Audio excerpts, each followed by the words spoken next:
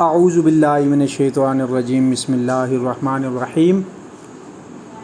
جیسا کہ آپ تمام احباب کو معلوم ہے کہ ہم نے تختی نمبر 4 لیسن نمبر 4 حرکات زبر زیر پیش کی پریکٹس کر لی اور سمجھ لیا۔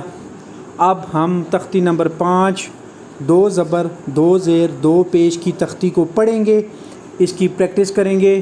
اور اس کو پڑھنے سے پہلے جو ضروری چیز ہے وہ میں آپ کو بتا دوں۔ تختی نمبر 5 کی ہدایات آپ پڑھ سکتے ہیں کہ 2 زبر 2 زیر 2 پیش کو تنوین کہتے ہیں، ٹھیک ہے جی۔ 1 زبر 1 زیر 1 پیش کو ہم نے اوپر حرکات پڑھا، 2 زبر 2 زیر 2 پیش کو تنوین کہتے ہیں اور تنوین پر غنہ کیا جاتا ہے۔ آپ نیچے اس کی ہدایات پڑھ سکتے ہیں۔ نورانی قاعدہ اگر آپ کے پاس گھر میں موجود ہے وہاں پر بھی یہ رنگین نورانی قاعدہ میں لکھا ہوگا کہ تنوین پر غنہ کیا جاتا ہے۔ غنہ اور بھی بہت سی جگہ پر کیا جاتا ہے۔ غنہ کی ایک اور کنڈیشن ہے جس کو اخفاء کہتے ہیں۔ وہ ساری چیزیں میں آپ کو لیسن با لیسن جوں آگے لیسن آئیں گے، تختیاں آئیں گی، الفاظ آئیں گے، کلمات آئیں گے تو میں آپ کو ساتھ ساتھ بتاتا جاؤں گا۔ کیونکہ یہ تختی تنوین سے ریلیٹڈ ہے تو تنوین کے متعلق ہی میں آپ کو بتاؤں گا تاکہ آپ کو اچھی طرح یاد ہو جائے کہ تنوین کے اوپر غنہ کیا جاتا ہے اور غنہ ناک میں آواز چھپانے کو کہتے ہیں۔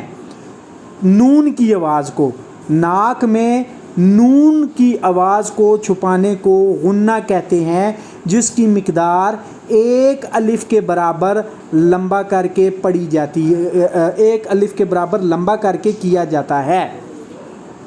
اگر ایک اور چیز اس میں نوٹ کر لیں، یہ اسی ہدایات میں دیکھیں لکھا ہوا ہوگا حروف حلقی۔